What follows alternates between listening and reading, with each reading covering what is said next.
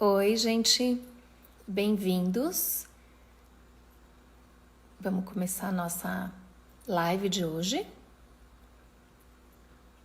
Olá, pessoal chegando, sejam bem-vindos. Vamos começar a nossa live de hoje aqui do IBN. Aproveitar. Isso, ótimo que as pessoas estão chegando. Meu nome é Renata. Depois eu vou falar mais para vocês de mim. Vamos dando um oizinho pro pessoal que tá chegando. Que bom, todo mundo aí já de olho. Espero que interessados no assunto. O assunto de hoje é neuroeconomia. É um assunto para lá de interessante, para lá de instigante. Que bom.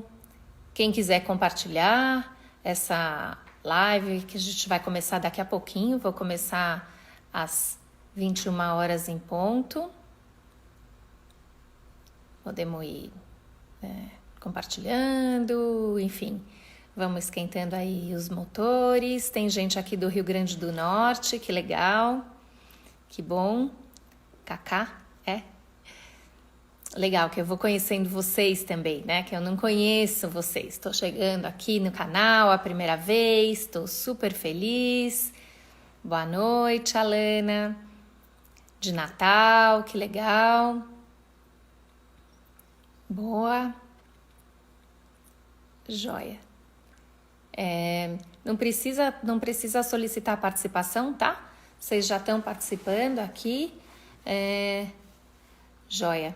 Hoje é meu dia de falar, vocês... Depois eu vou falar para vocês mandarem as perguntas, tá bom? Conforme a gente for falando. Temos gente de Curitiba, que ótimo. Que legal, João Pessoa, que bom. Joia. Vamos lá, esperando mais um pouquinho. Já vou contar para vocês qual é o tema do que eu vou falar hoje. Que ótimo, Campinas. É muito bom, né? A gente poder estar com todo mundo assim, de vários lugares do Brasil. Isso é muito legal, né? Eu acho uma coisa muito boa, essa tecnologia. Ela traz muitas mudanças, mas permite tantas coisas incríveis, né? E nesse momento agora deixa a gente menos isolado. Hoje, inclusive, eu estava lendo uma coisa que era uma discussão sobre qual é a diferença do isolamento social e do isolamento individual, né? Que a gente pode estar separado individualmente, né? Pessoalmente. A gente não está encontrando fisicamente as pessoas, mas isso não quer dizer que a gente não tenha, que a gente esteja em isolamento social. Eu achei essa diferença, a gente pensar sobre isso, super interessante.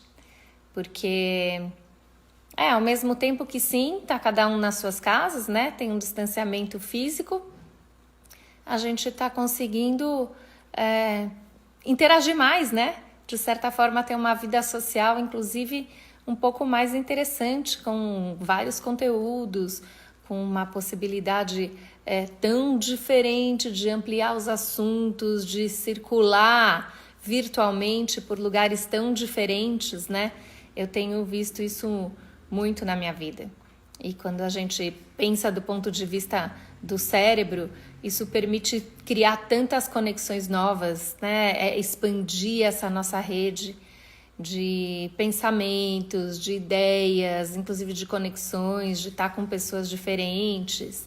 E é muito interessante, eu tenho pensado bastante sobre esse momento, sobre quais são os ganhos que a gente tem, que vão muito além de melhorou a poluição, que é super importante, a gente tem os animais de volta, as pessoas estão mais unidas, tudo isso é super, super importante, mas a gente tem outros ganhos que às vezes a gente não para olhar. Então, eu tenho pensado nisso, né? Vão chegando, pessoal, estamos esperando aí, dando um alôzinho para todo mundo que está chegando. Já eu vou começar a falar do conteúdo de hoje, que é neuroeconomia, que é uma área que está crescendo pra caramba e que traz contribuições importantíssimas para a gente usar melhor o nosso recurso financeiro, principalmente nesse momento em que a gente está tendo previsões e que a gente está tendo mesmo... o Guilherme chegou...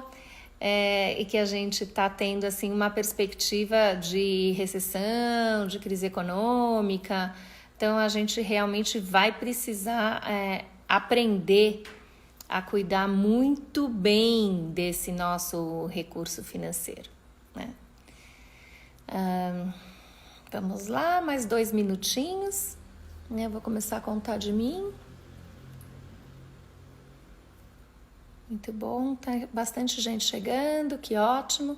Não, eu gostei de ver que o pessoal já estava, assim, a hora que eu comecei, o pessoal já começou a entrar. Vocês estão de parabéns. Cauê tá aí, obrigada.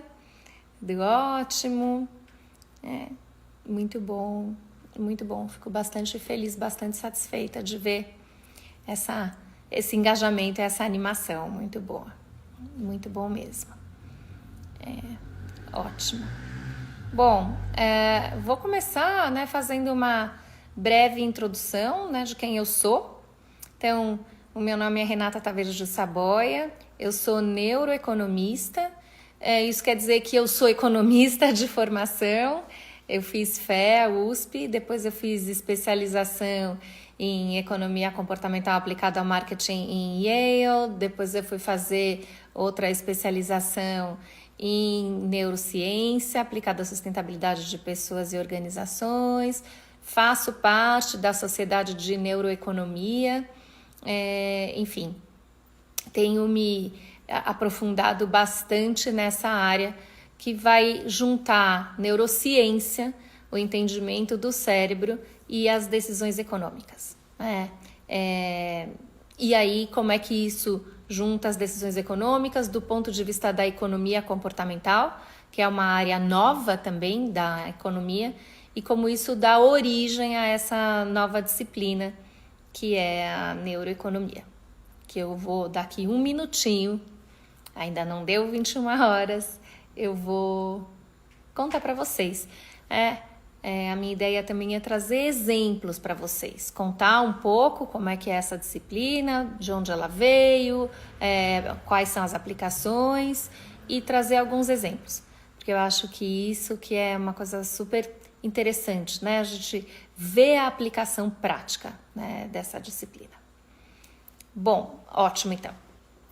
Então, 9 horas, vamos começar. Queria mais uma vez dar as boas-vindas a você que está tomando esse tempo, que está, enfim, se dedicando, abrindo esse espaço na sua vida para ouvir falar de um assunto novo, super interessante e que depois dessa nossa fala, dessa nossa live, você vai ter certeza que é de muita utilidade na sua vida, no seu cotidiano. Então, queria agradecer também o convite do pessoal do IBN que me fizeram para eu vir fazer essa live, para contar um pouco sobre neuroeconomia. Então, para quem está chegando agora, meu nome é Renata Tavares de Saboia e eu vou falar para vocês hoje dessa disciplina que junta neurociência e economia. Para falar disso, primeiro eu vou contar da economia, o que aconteceu nos últimos anos, né? A economia é uma disciplina que tradicionalmente vem falar da gestão de recursos finitos e principalmente em contextos de incerteza. Como é que você faz esse recurso, como é que você faz essa gestão desses recursos sem ter certeza do que é que vai acontecer e elabora modelos para fazer previsão a respeito de comportamentos individuais e de comportamentos sociais que vão fazer essa organização e os movimentos do mercado e, ao mesmo tempo, que a gente possa pensar como, sabendo disso, a gente pode promover crescimento econômico e desenvolvimento dos países e das sociedades. Então, esse é o grande arcabouço da economia, de maneira geral. E um dos princípios mais importantes da economia é a ideia da racionalidade, né? Mas a gente tem que entender um pouquinho melhor, né? Tem esse conceito muito forte que é o conceito do homo economicus. Quem é esse homo economicus? É o homem, o agente econômico, que ao se deparar com o mercado e ao ser obrigado a tomar decisões de como ele vai usar o seu recurso financeiro, ele faz isso de forma racional, que significa para os economistas. Racional não é racional com o uso da razão, como a gente pensa em termos de evolução das espécies, ou como a gente pode até pensar em termos de neurociência. Não é isso, tem uma especificidade nessa racionalidade do agente econômico. Racionalidade aqui significa comportamento consistente, que é demonstrado através das ações. Então, vamos imaginar que o agente econômico foi ao mercado para tomar determinada decisão, consumir um produto, por exemplo, né, usar o seu dinheiro de uma determinada forma.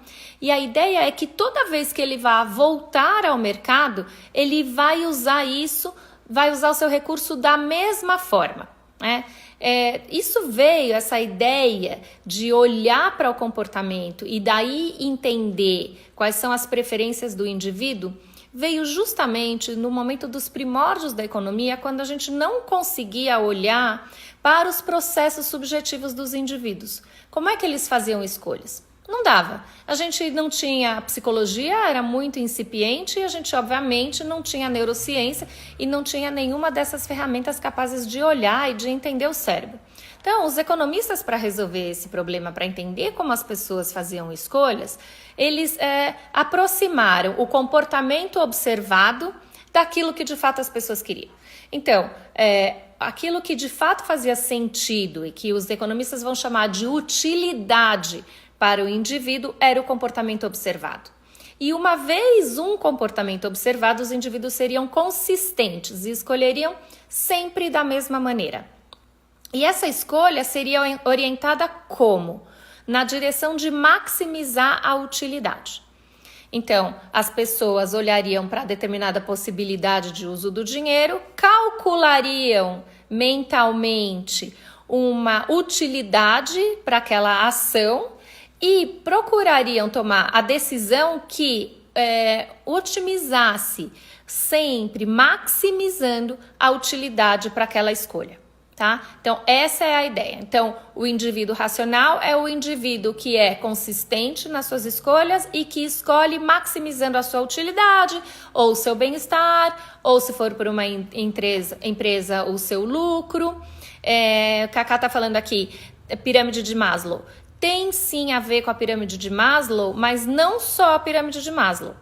Porque os economistas consideravam sim que haviam algumas outras questões subjetivas nesse cálculo da utilidade, né? Não eram só as necessidades.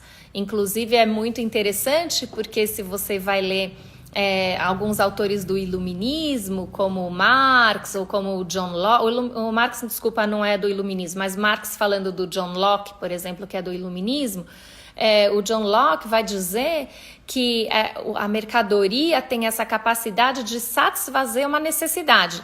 E se essa necessidade é do espírito ou do estômago, não interessa, né? É válido igualmente. Então, sim, a necessidade subjetiva era considerada na economia. Não era que era desprezada, não é isso? Não está desprezando a subjetividade. O grande problema era compreender como é que os indivíduos faziam escolhas. Então, a gente resolveu esse problema criando uma teoria que chama-se a teoria das preferências reveladas, onde aquilo que é revelado na ação do indivíduo no mercado vai revelar aquilo que ele prefere subjetivamente, certo? E aí continuou nessa direção e isso foi se desenvolvendo e a ideia da economia é criar modelos matemáticos bastante precisos para poder prever qual é o comportamento do indivíduo. E depois, no sistema mais macro, como é que os indivíduos juntos geram um mercado, que isso vai ter, qual vai ser o impacto dessas ações individuais numa ação mais conjunta e como é que você pode então ser capaz de prever o que vai acontecer. Para as empresas, você consegue então entender qual será, por exemplo, o comportamento de consumo, portanto, qual será o nível de produção que você tem que ter para atender a demanda dos indivíduos. E do ponto de vista macro de um país, você olha para as grandes contas e você cria então estruturas de infraestrutura, por exemplo, de financiamentos para investimentos em algumas atividades, a fim de promover crescimento econômico, né? E como que os economistas fazem isso? Eles criam grandes modelos, hoje em dia econométricos, então é uma matemática complicadíssima, ultra sofisticada, para prever os comportamentos e os movimentos do mercado, e a gente tem vivido isso o tempo inteiro, né? Então, a gente vê, crescimento na China, provável crescimento na China, qual é o impacto disso no mundo inteiro? O mundo inteiro vai entrar em recessão, qual é o provável impacto disso? Quanto tempo vai demorar para crescer, para chegar no nível de atividade que tem agora, o nível de desemprego? Todas essas previsões que a gente está tendo a oportunidade de ver a todo momento, todos os dias tem informação nova, elas são vindas desses grandes modelos complexos matemáticos, econométricos, que são feitos e onde essas variáveis são colocadas lá dentro e sai um resultado, tá? Essa é a economia. Só que tem uma coisa muito interessante, né? Esse pressuposto do Homo economicus, que toma sempre as melhores decisões, tem uma capacidade de fazer os cálculos perfeitos de todas as probabilidades, de todas as informações que estão no mercado, quando você vai olhar de verdade, ele não existe, né? Ninguém tem essa capacidade. E aí veio um pessoal que olhava para isso e falava, mas não é assim. A resposta dos economistas as pessoas que tomam decisões fora das suas curvas de utilidade, aquilo lá que a gente falou das utilidades reveladas, elas são pessoas que têm comportamentos diferentes e esses comportamentos são chamados de anomalia.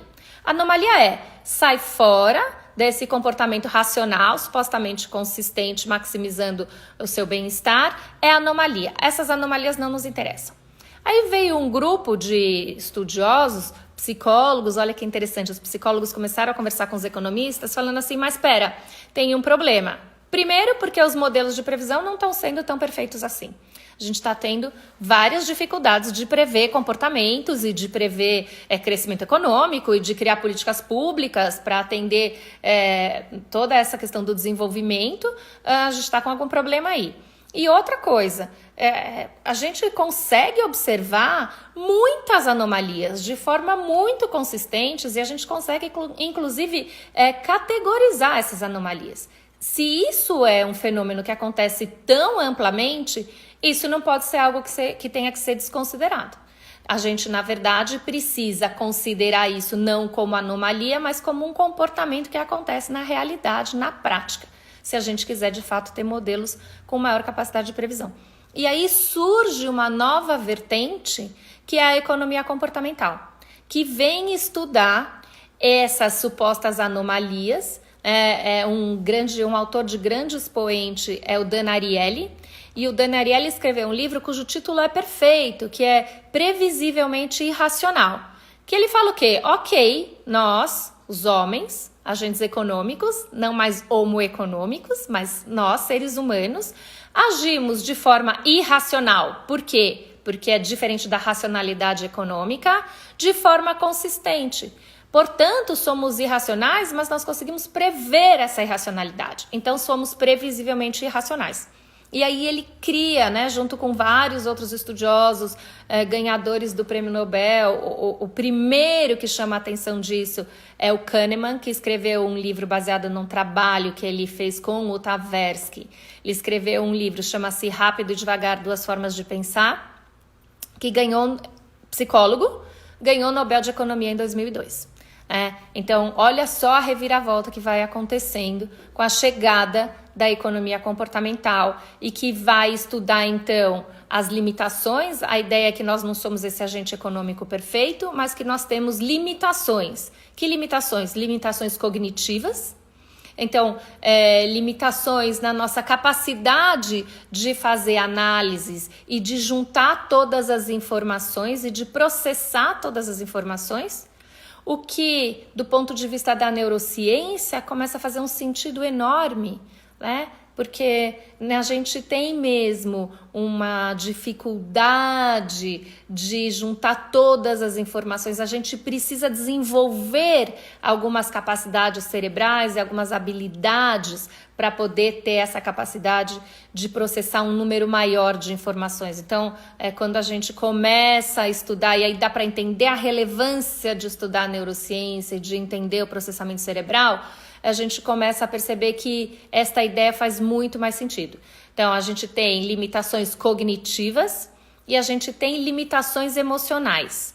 A gente muitas vezes é levado por outros fatores que não aqueles só das análises frias, das análises objetivas, dos cálculos matemáticos.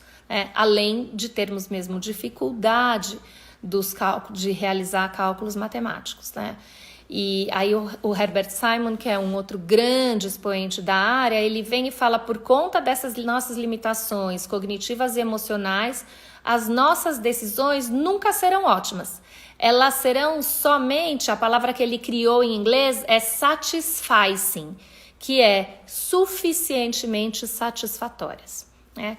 Essa ideia, ela traz uma coisa muito boa, que é um certo alívio, ai, puxa, que bom, quer dizer que eu não tenho que ser esse agente perfeito que otimiza sempre, que sempre consegue os melhores resultados, né? Cada um de nós pode ser esse ser humano onde tem um espaço tanto para erro quanto para melhora, né? Porque se as nossas decisões são só suficientemente satisfatórias, eu tenho um espaço para dizer, ok, não dá para ser perfeito mesmo, mas também tem um passo para melhorar, né? Um espaço, para melhorar.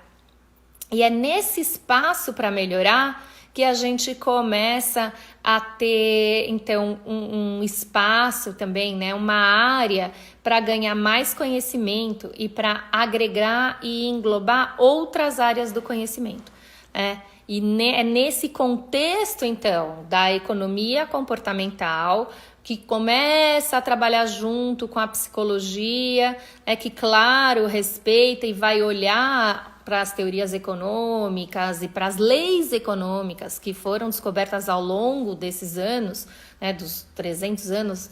A ciência econômica começou no final do século XVII, ali oficialmente com Adam Smith escrevendo A Riqueza das Nações, e vem olhando para como a sociedade se organiza em torno dessa vida financeira, né? Então, como é que é essa nova organização social? Então, essas leis continuam funcionando, mas a economia comportamental trouxe mais aspectos, e aí surge uma outra disciplina que vem acoplar o seu conhecimento, que é a neurociência. A neurociência também vem se desenvolvendo muito recentemente, e traz justamente o conhecimento ou o entendimento do aspecto biológico do ser humano no momento que ele vai tomar uma decisão.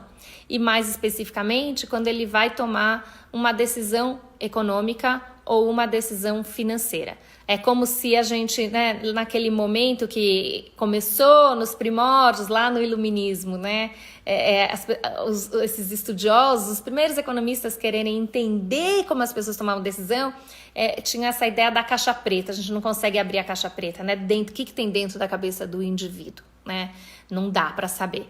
E agora, nesse momento, a gente ganha essa possibilidade de abrir de fato a caixa preta de uma forma muito mais concreta, né? Mais ainda do que com a psicologia. Porque a psicologia vai compreender esses símbolos, vai entender esse movimento subjetivo, esse movimento emocional que vai acontecendo dentro da gente, mas a neurociência vem e olha o fenômeno de dentro, do ponto de vista do fenômeno biológico mesmo, né? O que acontece no cérebro das pessoas quando elas estão diante de alguma tomada de decisão econômica. Então, a gente vai levar em consideração quais são os hormônios que estão influenciando as decisões financeiras, quais são os neurotransmissores que estão em ação quando a pessoa vai tomar determinada posição ou escolha, né? Quais são as conexões neurais que estão sendo acionadas, quais as áreas cerebrais que são ativadas em determinado momento, em determinada situação, e o que é que elas representam, né? É quando a gente tem ativação em diferentes áreas do cérebro, a gente consegue entender que tipo de processamento está acontecendo, né? E esse processamento está tipo de fenômeno e de relação com o mundo externo. Então, quando a gente junta tudo isso e olha para o fenômeno econômico, a gente ganha uma riqueza enorme, gigantesca na compreensão do fenômeno.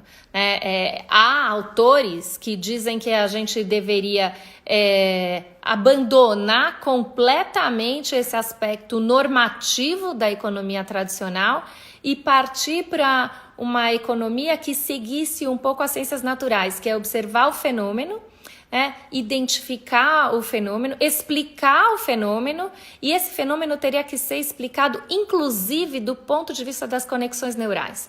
Então, quando você faz uma previsão, quando você imagina que vai acontecer alguma coisa, será que isso faz sentido do ponto de vista neural também? Tem uma pergunta aqui do Guilherme. Na sua opinião, a maior diferença entre economia comportamental e neuroeconomia é a profundidade na análise do fenômeno?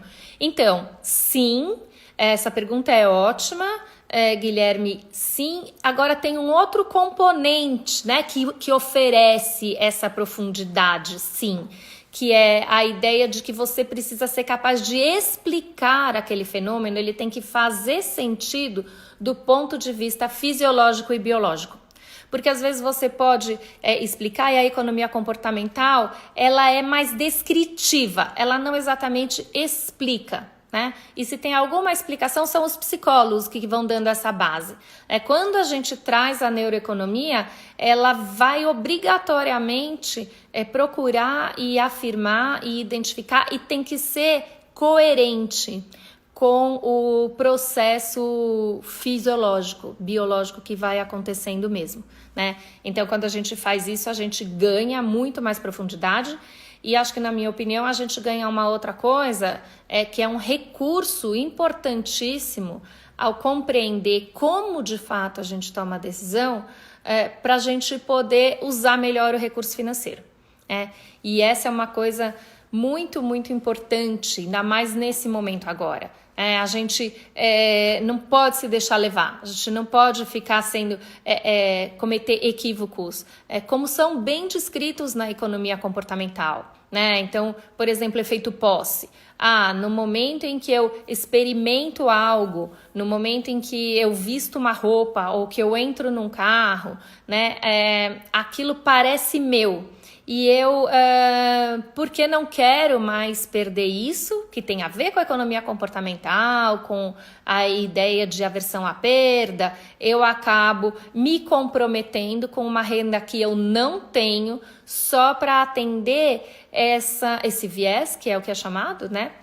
Que chama efeito posse, essa necessidade de ter aquilo porque eu não quero perder.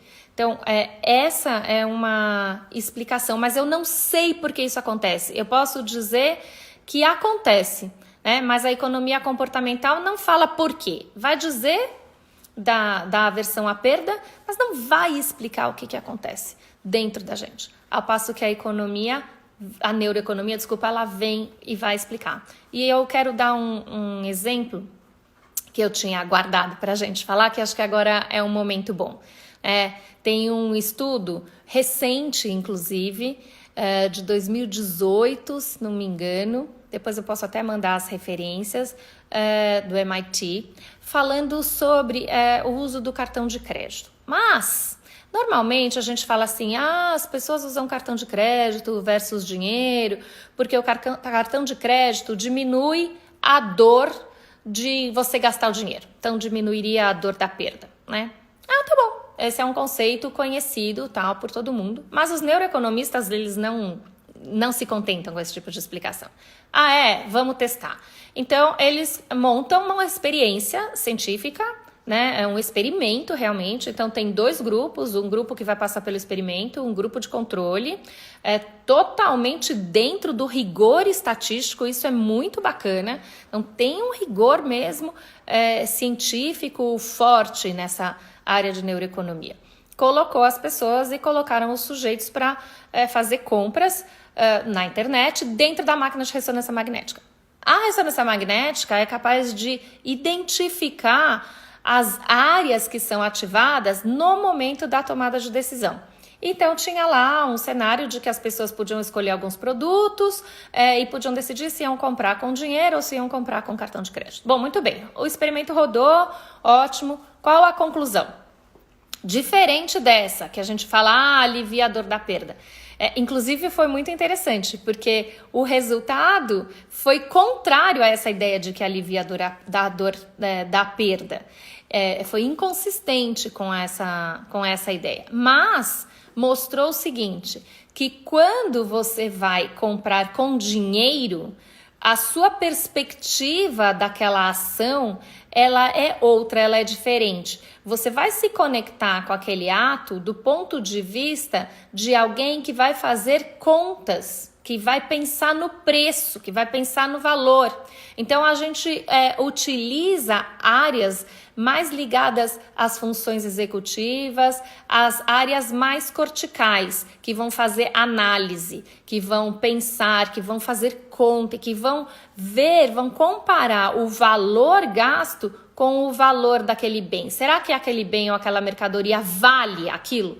Então, a gente está pensando em termos de valor e de análises mais quantitativas, eu diria. A gente poderia definir assim.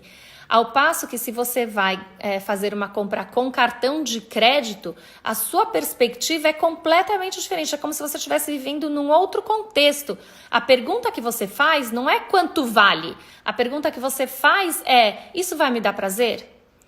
Isso vai ser satisfatório? Então, a gente tem a ativação dos circuitos de recompensa, das áreas dopaminérgicas, dos circuitos dopaminérgicos, que são completamente diferentes dos circuitos analíticos mais ligados às áreas corticais de funções executivas, ligadas às funções executivas. Então, com isso, a gente percebe que não se trata de aliviar a dor da perda. Inclusive, áreas ligadas à sensação de perda, à sensação de dor, elas não foram muito ativadas, né? Então, olha que coisa interessante. O que a gente compreende é que que quando você olha para o fenômeno, você está olhando com 2 perspectivas completamente diferentes. Como se fossem 2 pessoas diferentes olhando para aquela decisão. E por que isso é interessante? Vamos trazer para o contexto agora. Vamos imaginar que você está nessa situação, como a maioria das pessoas no mundo inteiro, de restrição orçamentária, ou seja, vai ter menos dinheiro, né? Se você vai ter menos dinheiro, o que você precisa é saber usar bem o seu dinheiro, tá certo? E não cair nessas armadilhas. Primeira coisa, saber que você cai em armadilha já ajuda muito. Economia comportamental, vieses, heurísticas, e tem uma quantidade enorme de coisas. Que acho que vai ter, né, Guilherme, um curso de EAD que vai abordar isso.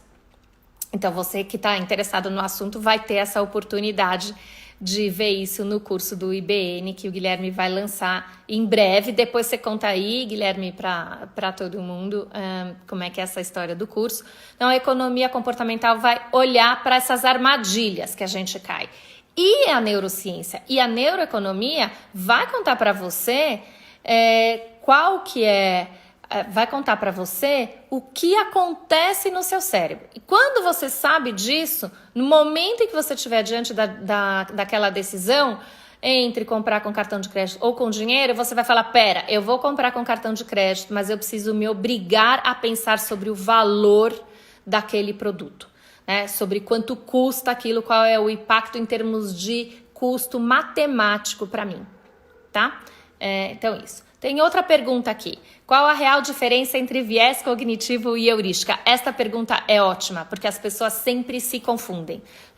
A heurística é aquela parte que te dá a origem do viés. Então, é algo anterior. São as regras de tomada de decisão. Para que servem as heurísticas? Por que a gente usa heurísticas, né? As heurísticas são usadas para a gente ter agilidade na tomada de decisão. Elas simplificam o contexto, elas aceleram o processo, elas reduzem o número de variáveis que a gente tem que usar. Então, a gente usa algumas regras muito mais simples. Então, por exemplo, a gente vai usar uma heurística de representatividade, por exemplo. Então, o que isso quer dizer? Quer dizer que a gente tem várias informações e a gente vai escolher, pensar algumas para representar a realidade. Tá certo? Então, a gente usa esta regra. Algumas informações representam a realidade. Heurística de representatividade. Agora, essa heurística de representatividade vai dar origem a vários vieses. Por exemplo, um viés de excesso de confiança. Por quê? Vamos imaginar, aliás, essa é uma coisa muito boa, porque eu fiquei sabendo, eu sou economista, bom, evidentemente, trabalho com orientação financeira também. Nesse meu trabalho de orientação financeira, eu faço acompanhamento dos meus clientes em tudo que diz respeito à educação financeira, a planejamento financeiro pessoal e, inclusive, acompanho os meus clientes nas decisões de investimento. Eu não dou sugestão de investimento, mas eu acompanho os meus clientes e apresento alguns gestores. Então, eu tô dentro desse meio financeiro bastante. Eu estava justamente discutindo com um cliente sobre um fundo, não vou falar o nome, mas um fundo super bom, super conhecido, que se equivocou e que começou, depois dessa queda da bolsa, a comprar muito cedo as ações e caiu mais e ele teve um prejuízo maior ainda, né? Por que isso acontece? Como é que a gente pode olhar? E tem a aplicação da economia comportamental às finanças, que é finanças comportamentais, né? Como é que a gente olha isso? Então, ele achou que algumas informações, tá caindo, os gráficos, historicamente, representavam a realidade, e esta representação da realidade serviu para ele olhar para isso e falar, então agora já está no fundo do poço, eu posso começar a comprar, já deu certo todas as outras vezes. Este fenômeno representa a mesma coisa que representou lá atrás, eu posso começar a comprar porque vai subir. Eu já acertei das outras vezes, vou acertar dessa também. E esse é o viés, que é excesso de confiança. O que aconteceu? Aquele momento não representou a realidade como um todo, né? A realidade foi diferente e esse viés de excesso de confiança fez com que ele não fosse olhar todas as outras possibilidades, todas as outras pessoas do mercado, todas as outras análises e começou a comprar muito cedo, né? Gestores fizeram isso, o público em geral fez isso já aconteceu inúmeras vezes, em várias situações, a gente acaba se equivocando, então incorre num viés que nos leva a essas armadilhas e a tomadas de decisão equivocadas, né? Tá? Então, assim, essa é a ideia básica da diferença entre heurística e vieses, e existem vários.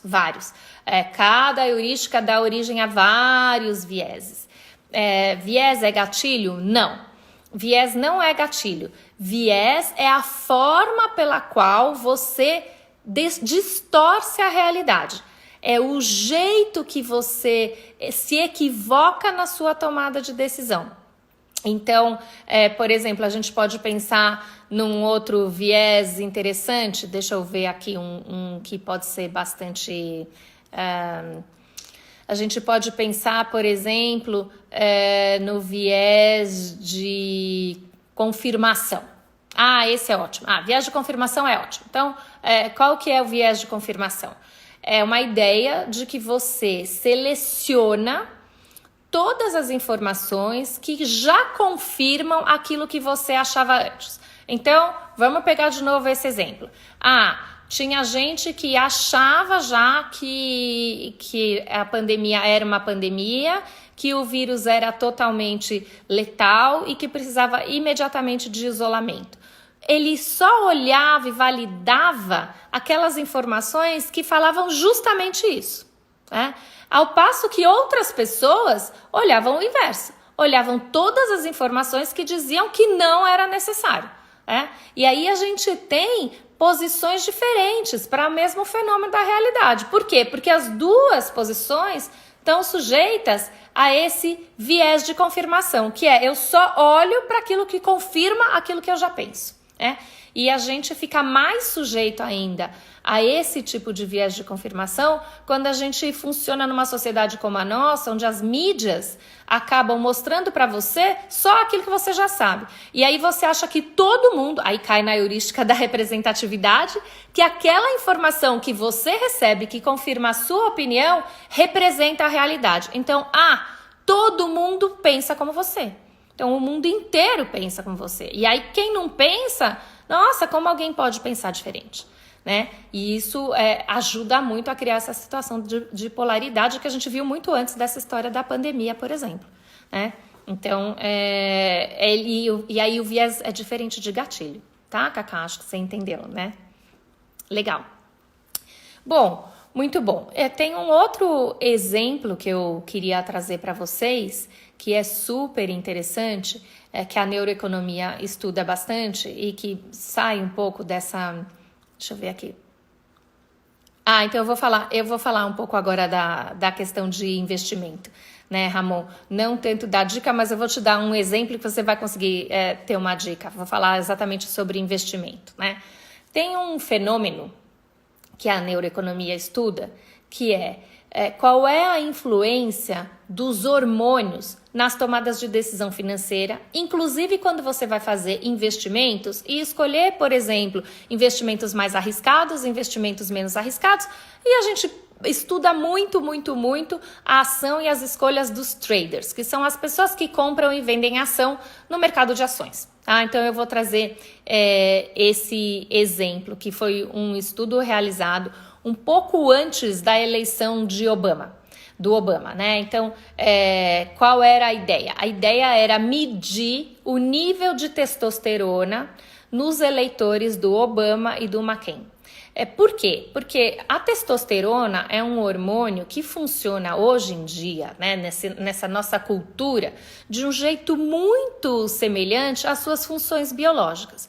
Então, a testosterona é o hormônio que funciona para dar esta agressividade, o impulso, o drive para a reprodução, para o processo, depois eu recomendo uma leitura de neuroeconomia, pode deixar.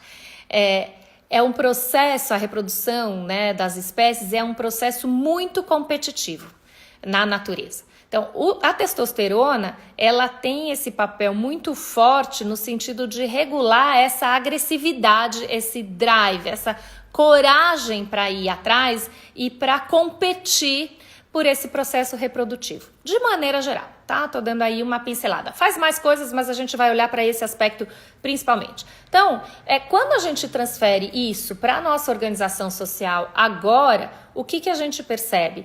Que, e principalmente no mercado financeiro, né? Esta atividade do mercado financeiro nas bolsas e dos traders, ela também é muito competitiva, ela também é muito agressiva. Se vocês lembrarem ou pegarem vídeos de como eram as negociações nas bolsas, no pregão, é extremamente agressivo e competitivo. As pessoas gritavam e brigavam e era mesmo forte e tinha muita agressividade, muita competitividade. Isso necessitava de muita testosterona e ao mesmo tempo gerava muita testosterona, né?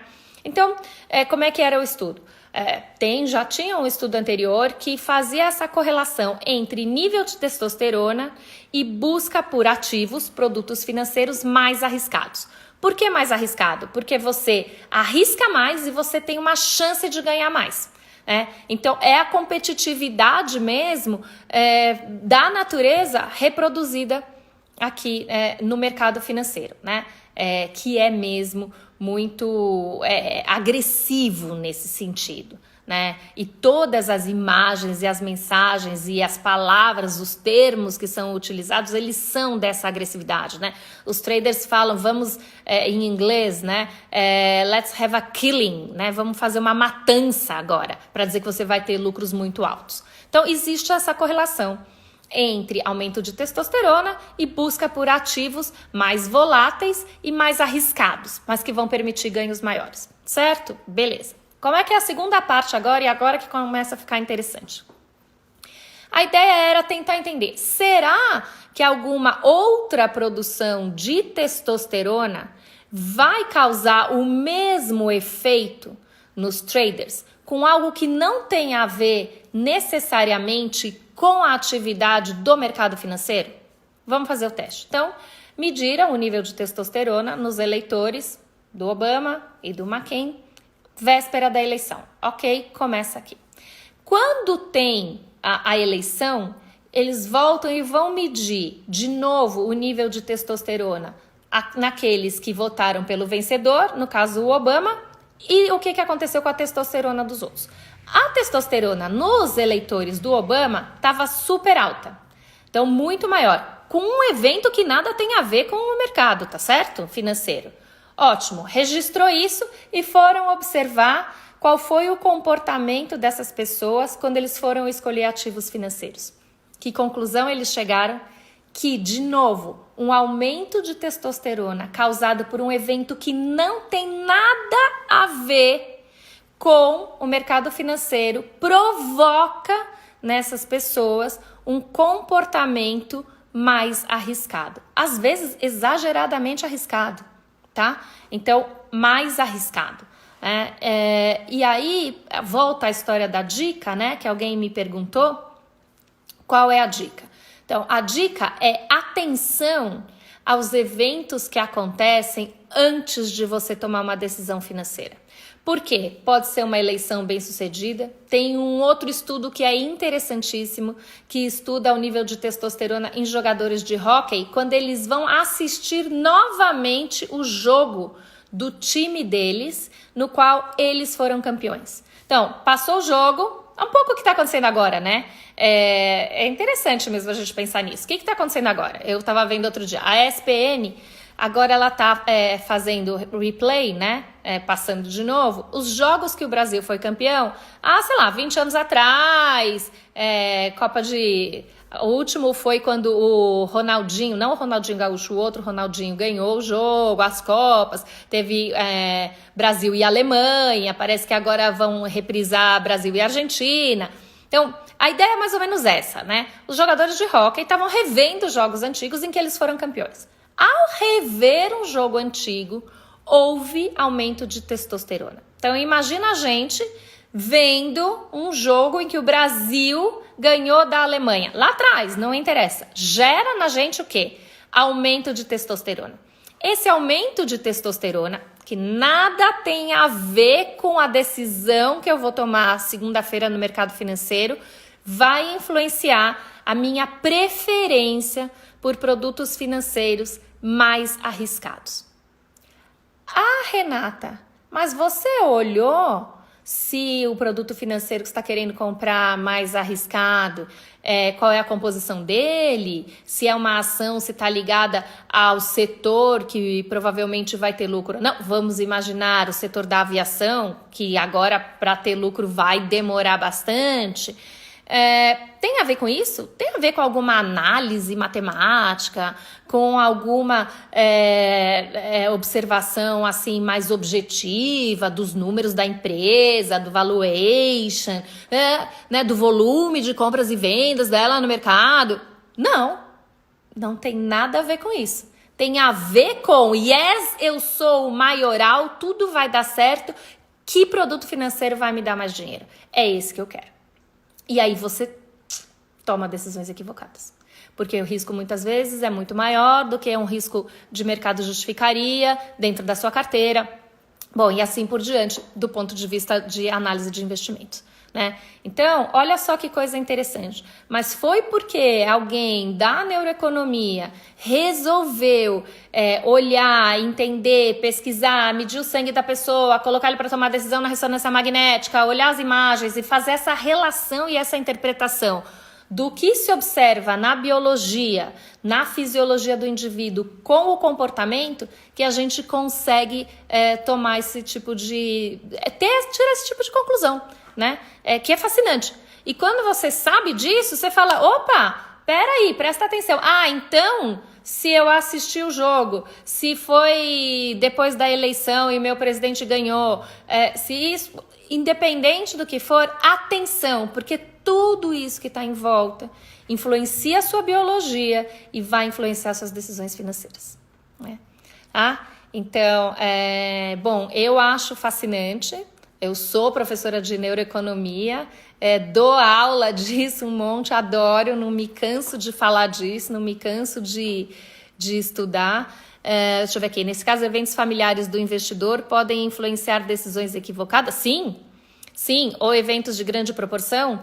Sim, por exemplo, tem um outro... Agora a gente volta um pouquinho, né, para falar da economia comportamental, que tem a ver com isso que você está falando, Leonardo. Então, tem uma heurística, de onde surja a sua decisão. Qual é a heurística? Chama-se heurística do afeto. Qual que é essa... já falo um pouquinho de priming, mas deixa eu falar da heurística do afeto primeiro, Guilherme, que eu acho que tem a ver muito com esse momento, né? Qual é a heurística do afeto? É esse seu estado, não tanto emocional, mas sensitivo, essa sua sensibilidade. Como é que você tá no momento? Assim, como você percebeu o momento, como você está se sentindo no momento, influenciando a sua perspectiva a respeito do que vai acontecer no futuro e provavelmente as suas decisões de compra. Então, qual foi a pesquisa? E essa pesquisa foi realizada pelo Robert Shiller, ganhador do Prêmio Nobel também de Economia Comportamental. Qual é a ideia? A ideia é o seguinte, eles pegaram duas cidades próximas, perfil muito semelhante, obviamente vivendo sobre as mesmas circunstâncias socioeconômicas do país, tudo certo, tudo igual, né? Só que próximo a uma das cidades houve um terremoto. E eles ficaram sabendo da notícia do terremoto. Vamos imaginar como a gente tendo vivido a experiência, o desastre lá de Mariana, por exemplo, né? Que foi uma coisa muito forte e para quem morava lá mais perto, mais impactante. Chegaram para essa população dessas duas cidades, uma cidade vizinha sofreu terremoto e a outra não, e perguntaram para essa cidade que teve a informação de terremoto, né? Que estava se sentindo, claro, mal, né? Imagina a gente, né? Naquele momento lá de Mariana, como é que a gente estava se sentindo, né? Perguntaram assim, ok, qual você acha, dá aí uma avaliação para a probabilidade da gente ter uma crise econômica no seu país nos próximos 5 anos? E as pessoas responderam, a probabilidade é muito alta, a gente acha sim que nós vamos ter uma crise econômica nos próximos 5 anos, com toda certeza. E fizeram esta mesma pergunta para outra população da outra cidade que não estava com essa experiência do terremoto perto. E perguntaram, qual você acha que é a probabilidade do nosso país enfrentar uma crise econômica nos próximos 5 anos? Não, baixa. Acho que tá tudo bem, né? Se continuar do jeito que tá, né? O emprego indo bem, as coisas também, acho que a probabilidade é baixa. Então, olha só, o mesmo contexto, né? A mesma situação objetiva externa, né? Só que o que muda? Muda essa disposição emocional, a heurística do afeto, como você sente, como você está se sentindo, não é nem como você sente o fenômeno, como você está se sentindo. Isso influencia as suas previsões e, claro, o que vai acontecer? Uma população provavelmente compraria imóveis e investiria em fábrica, expandiria a sua atividade econômica, ao passo que outra ia ficar muito mais segura, reticente, né? Não iria gastar, porque estava numa situação de percebe o mundo com mais insegurança, né? Então, claro, a pergunta era eventos de grande proporção e coisas que acontecem na nossa família influenciam? Influenciam, né? E mesmo coisas como esse exemplo da testosterona, aquele que eu falei influenciando as decisões econômicas, né? Casamentos, situações de formatura, vou ganhar o mundo, tá tudo ótimo, nossa, tudo será incrível, vai influenciar a sua decisão financeira também. De nada, Leonardo. Então, vou falar sobre o efeito priming, né? Esse efeito priming é uma ideia de que existem coisas que estão à nossa volta e que a gente não sabe exatamente, a gente não está totalmente consciente sobre elas, mas que formam como se fosse uma base, uma preparação para a nossa tomada de decisão.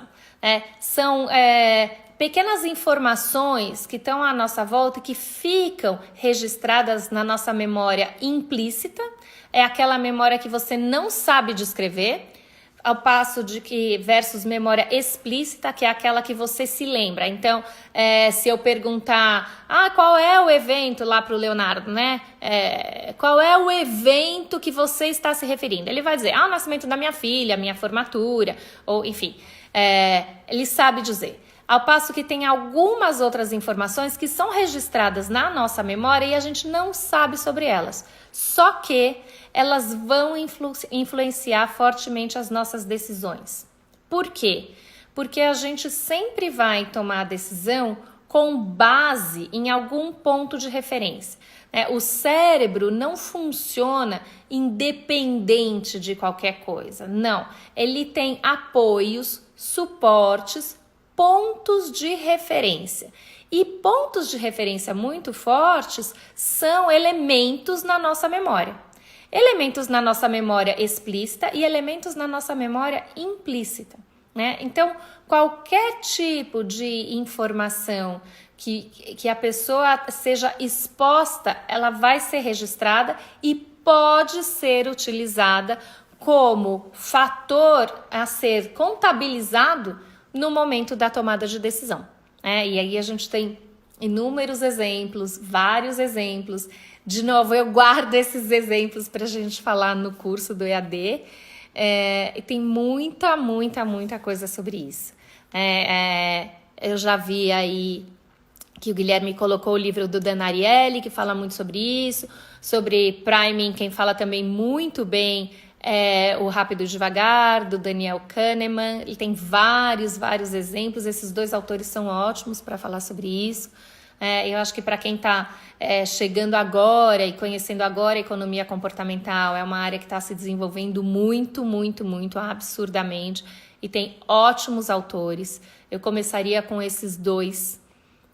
Depois a gente tem também o Richard Thaler, que fala sobre o nudge. A gente tem outras pessoas também com livros interessantes, mas eu começaria por esses dois, né? É isso. A gente tem talvez tempo para responder mais uma pergunta, se alguém quiser fazer. Se não, acho que a gente pode encerrar por aqui. Mais alguma perguntinha? Não? Bom, o livro Rápido e Devagar, qual é a pergunta? Tem? Bom, então, ótimo, gente. Então, eu queria, de novo, agradecer o pessoal do Instituto pelo convite. Foi um prazer estar aqui. Eu realmente adoro falar desse assunto, né? É um assunto da minha vida, eu posso ficar horas falando disso. É uma área enorme, assim, super ampla e de aplicação prática a todo momento. O interessante é a gente aprender como é que você liga essas coisas, como é que você liga ao fenômeno. O fenômeno biológico é o do Kahneman. Estão me perguntando do livro, né? O Rápido e Devagar é o do Kahneman e o Dan Ariely é o Previsivelmente Irracional.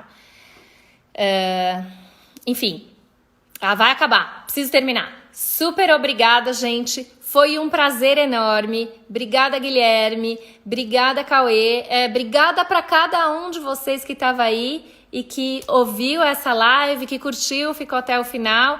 Espero que vocês compartilhem, levem esse conhecimento adiante e busquem mais. Isso vai ajudar bastante a gente nesse momento que a gente precisa saber muito bem como usar o nosso dinheiro. Tá bom? Então, um abraço a todos. Fiquem bem e sejam inteligentes no uso do seu recurso financeiro. Tchauzinho, gente. Tchau, tchau.